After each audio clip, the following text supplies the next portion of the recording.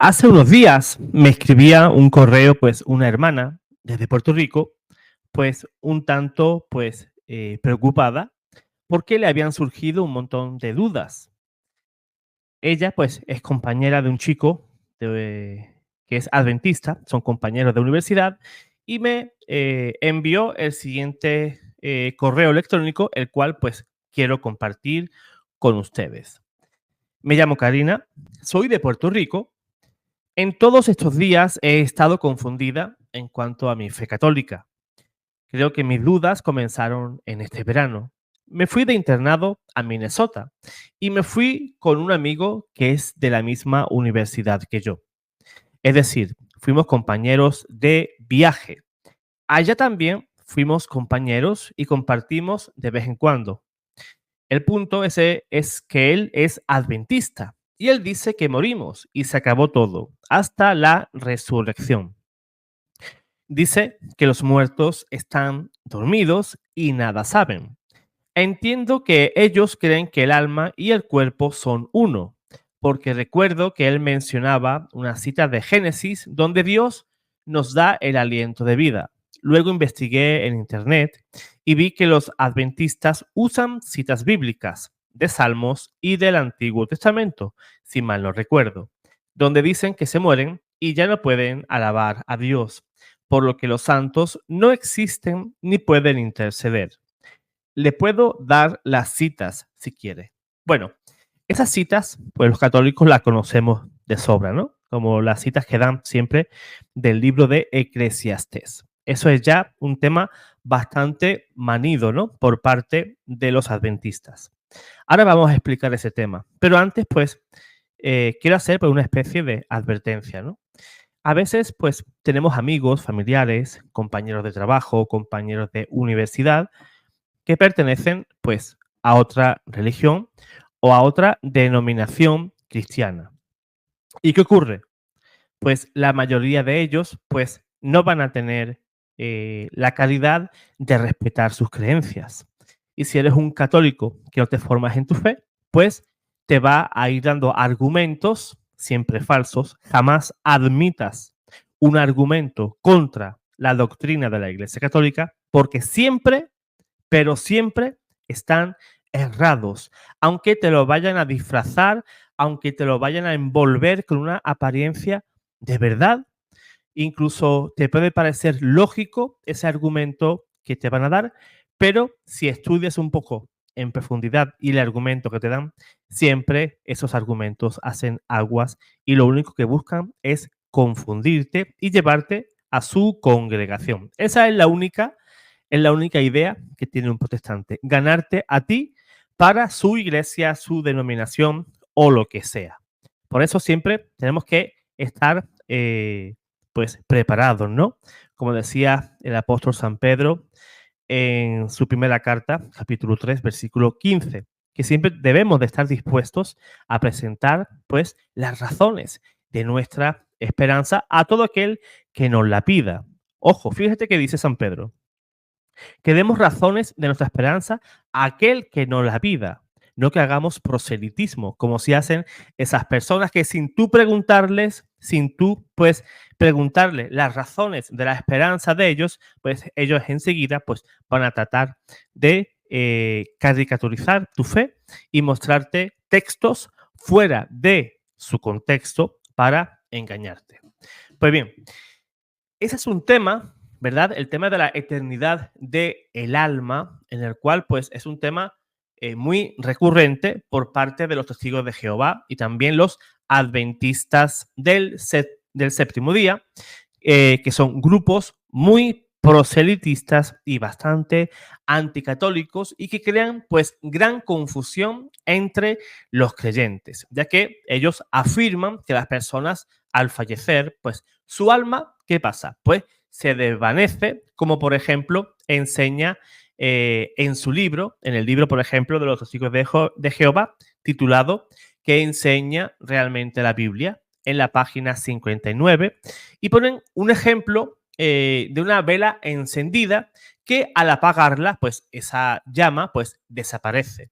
Y con esa falacia tratan de manipular el mensaje real de la Escritura y el Evangelio de nuestro Señor. Pero para que entendamos un poquito mejor el tema, vamos a explicar qué es el alma. El alma viene del latín anima, de la misma raíz que el griego anemos, o sea, significa también viento. Por alma, y con el mismo significado que espíritus, en griego sería psique, ¿verdad? Sería un soplo, aliento, vida, o en hebreo que significaría nefes o ruá, ¿verdad? Ruá significa pues soplo, ¿verdad? Y se entiende pues como el principio vital pues del cuerpo. Tanto Tomás de Aquino sobre esto pues asume la teoría ilemórfica de Aristóteles, la cual enseña que el hombre está formado por materia y por forma y su relación pues es sustancial, es decir, ambas son necesarias para constituir la substancia humana. El alma humana creada por Dios es inmortal y está destinada pues a permanecer unida pues a ese cuerpo, ¿verdad? En el momento pues que nuestros papás pues nos conciben, ya recibimos ese alma. Por eso es muy importante entender en principio qué es lo que significa eso. La Iglesia Católica enseña desde siempre que cada alma espiritual es directamente creada por Dios en el mismo instante, en el mismo momento de la concepción. Y no son los padres los que la dan al nuevo ser, sino que los padres ponen pues esa parte física, ¿verdad? Pero Dios es aquel que insufla pues ese espíritu, ese ruaj, ese nefes, ¿verdad? Ese espíritu, ese alma sobre esa nueva criatura. Esa alma es inmortal y no muere, no muere. Simplemente se separa del cuerpo después del fallecimiento y se unirá de nuevo al cuerpo en la resurrección final de la carne, ¿verdad? Al final de los tiempos. Eso lo declaró la Iglesia en el Concilio de Letrán, allá por el año 1513.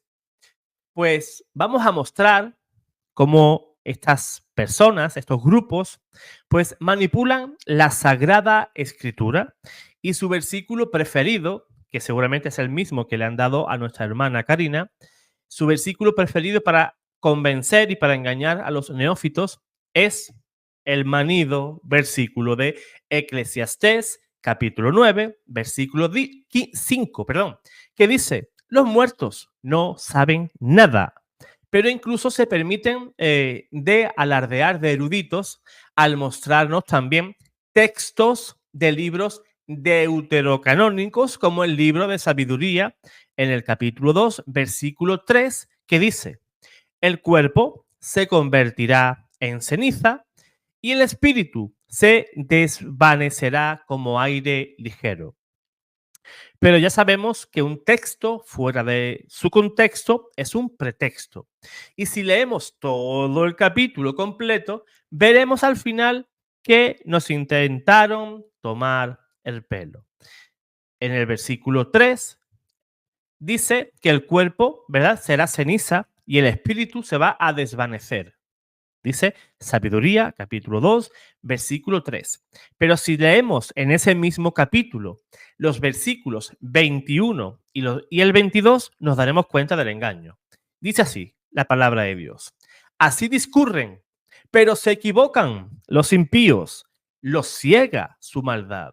No conocen los secretos de Dios, no esperan recompensa por la santidad, ni creen en el premio de las almas intachables. Fíjate que dice la palabra de Dios, que quien piensa que el cuerpo se hace ceniza y el espíritu se desvanece como aire ligero, dice la palabra de Dios que los que piensan así se equivocan y están cegados por su maldad y no conocen los secretos de Dios, que Dios nos tiene preparado una gran recompensa por la santidad, ni esas personas creen en ese premio, ¿verdad? Para las almas intachable.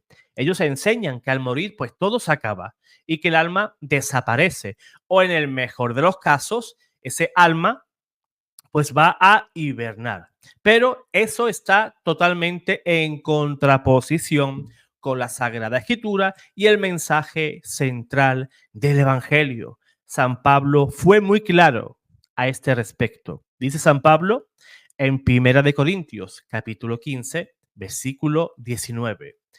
Si solamente para esta vida tenemos puesta nuestra esperanza en Cristo, somos los más desdichados de todos los hombres. En diferentes versiones dice, somos los más desgraciados de todos los hombres. Pero ¿qué ocurre? Estos grupos proselitistas verán que en la mayoría de las ocasiones, por no decir siempre, van a mostrar versículos del Antiguo Testamento. ¿Y qué ocurre? Se olvidan y obvian que la revelación fue de manera progresiva, llegando a la consumación y a su totalidad en Cristo Jesús, que vino a liberar al género humano del poder precisamente de la muerte. Pero son capaces de engañar con este tema pues a sus fieles, ya que manipulan sus mismas publicaciones, como por ejemplo la Watchtower. Vean un ejemplo en su obra titulada ¿Qué sucede cuando morimos? Dicen ellos que consultan la nueva enciclopedia católica y dicen ellos que esta afirma que la noción de que el alma sobrevive a la muerte no se percibe en la Biblia. Personalmente, y te lo digo y te lo afirmo, me he molestado en buscar esa cita y no la he encontrado. No existe, sino que es simplemente una manipulación nuevamente de los testigos de Jehová. El Nuevo Testamento es rico en mostrarnos de que el alma sobrevive a la destrucción del cuerpo, como vamos a ver. Hay un pasaje bastante usado por ellos para confundir y decirnos que el alma pasa a un estado catatónico a la espera de que un buen día, pues Dios se acuerde y nos resucite al final de los tiempos. Y esas creencias escatológicas jamás fueron doctrina cristiana. Veamos los siguientes pasajes donde ellos mismos se apoyan. San Juan capítulo 3, versículos del 14 al 16. Y como Moisés levantó la serpiente en el desierto, así tiene que ser levantado el Hijo del Hombre, para que todo el que crea tenga por él vida eterna. Porque tanto amó Dios al mundo, que dio a su Hijo único, para que todo el que crea en él no perezca, sino que tenga vida eterna. En la gramática de ese contexto, vamos a verlo en griego, en la gramática de ese contexto, en ese pasaje, las palabras vida eterna en griego, aionios, zoe, está en presente posesivo. Y este presente posesivo incluye conciencia, una conciencia eterna de la presencia de Dios. Por tanto, excluye ese concepto del sueño después de la muerte. O sea que el alma pues dejaría de estar consciente, estaría pues dormida junto al cuerpo. Eso es una completa mentira, ¿verdad? Eso es una mentira y un argumento que usan para engañarte pues los adventistas y también los testigos de Jehová. Veamos el siguiente pasaje. San Juan capítulo 11, versículos 25 y 26. Le dijo Jesús, yo soy la resurrección y la vida. El que cree en mí, aunque esté muerto, vivirá. Y todo aquel que vive y cree en mí, no morirá eternamente. ¿Creen esto? Jesús nos va a dar una lección. La hermana de Lázaro, Marta, creía, igual que estos grupos, que su hermano pues había desaparecido por completo, que iría al sepulcro y el alma de Lázaro pues se desvanecería hasta el final de los tiempos. Pero eso no es la doctrina que enseñó Cristo, ni tampoco es la doctrina que dejó en su iglesia. Especular que la vida se daría en un futuro escatológico sería un atentado contra la gramática original y el contexto bíblico que nos da el apóstol San Juan. La palabra griega para designar muerte en su raíz es thanatos, de ahí viene la palabra tanatorio, de la cual proviene el verbo apotenesco. Vida se designa con la palabra zoe. Y la escritura nos habla de dos tipos de muertes. Nos habla de la muerte física, cuando el cuerpo pues perece, fallece, ¿verdad? Pues el cuerpo muere. Y también pues la muerte espiritual. La primera, como he dicho, es la separación del espíritu del cuerpo. Y la segunda muerte, ¿cuál es? Es la separación definitiva del espíritu de Dios como consecuencia del pecado. Y así lo enseña San Mateo capítulo 10, versículo 28. También dos tipos de vidas son explicados en el Nuevo Testamento. Una, la física, que usa la palabra griega bios para vida, que es la unión del cuerpo y del alma. Eso lo podemos encontrar en San Lucas 21, versículo 34. Puedes buscar un interlineal griego y lo puedes comprobar por ti mismo.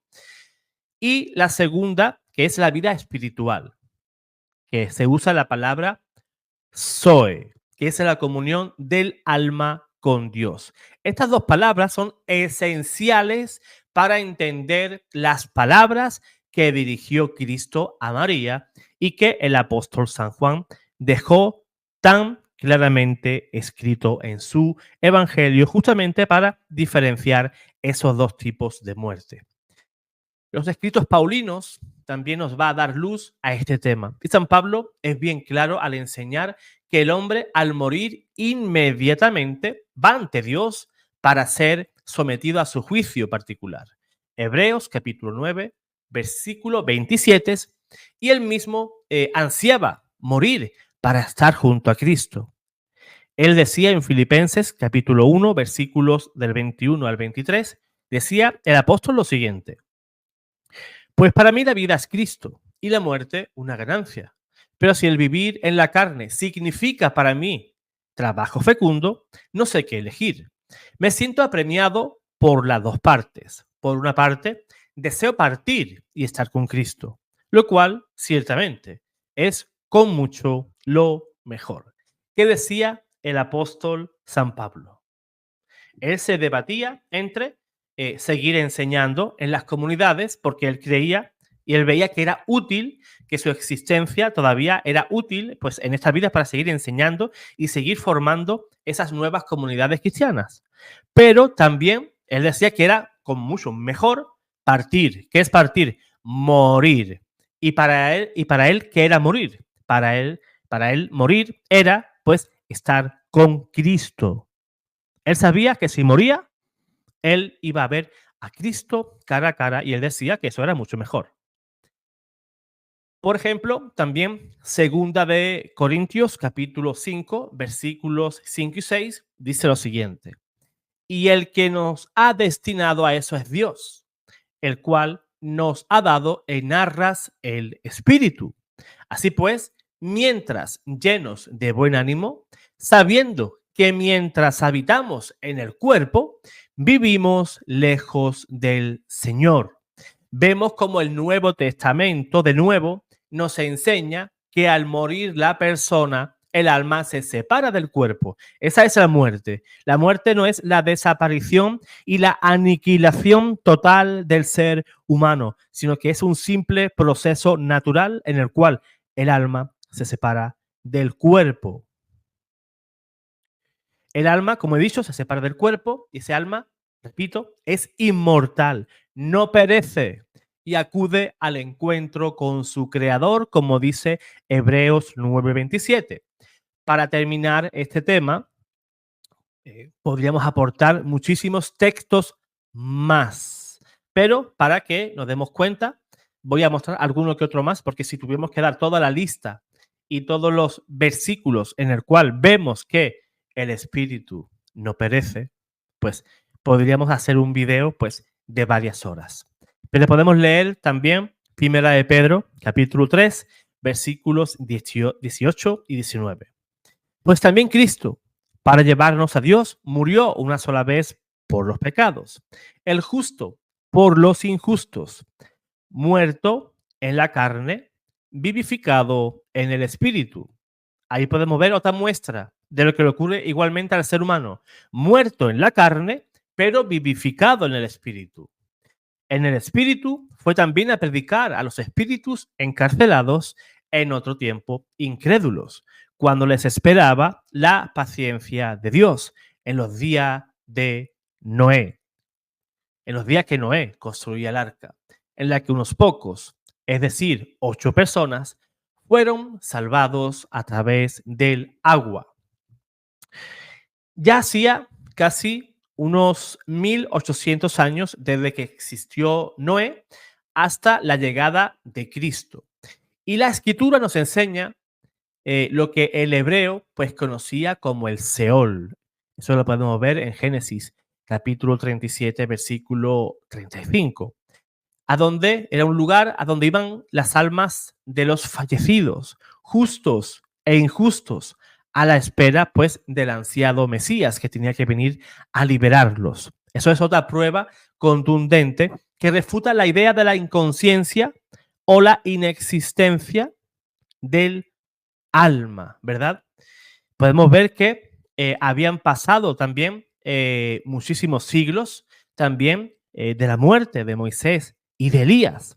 Pero en el momento de la transfiguración del Señor, en San Lucas capítulo 9, versículo 31, vemos que Moisés y Elías, que hacían unos 800 años que había fallecido Moisés, pues se apareció junto a Jesús, junto a Elías, y conversaban con Jesús. ¿Cómo es que ese alma no estaba aniquilada? ¿Cómo esos espíritus encarcelados sí estaban ahí en esa especie de limbo donde esperaban al Salvador, el cual tenía que venir a abrir las puertas del cielo? Que me explique un adventista esos versículos y que me digan por qué no aceptan la revelación completa y solamente se quedan hasta los Salmos o, como mucho, hasta el Eclesiastés, donde muestran textos fuera de su contexto para engañar, pues, a los católicos confundidos. Jamás, hermano, hermana, jamás creáis a un protestante en ninguno de sus argumentos. Cuando no sepáis dar una respuesta acertada, como bien ha hecho nuestra hermana, pues es contactar con algún hermano, algún sacerdote, algún catequista católico y le expongas pues tus dudas y le digas, hermano, hermana o padre, pues mire, tengo un amigo que es tal y me está diciendo que la Biblia dice esto, esto y lo otro. ¿Es eso correcto? Y seguramente ese hermano o ese sacerdote, pues te va a disipar todas las dudas. Pues te digo, te advierto, jamás aceptes un ataque y jamás aceptes y admitas como cierto ese ataque, porque siempre, no algunas veces, sino siempre están errados y siempre buscan tu confusión. Dios te guarde, Dios te bendiga.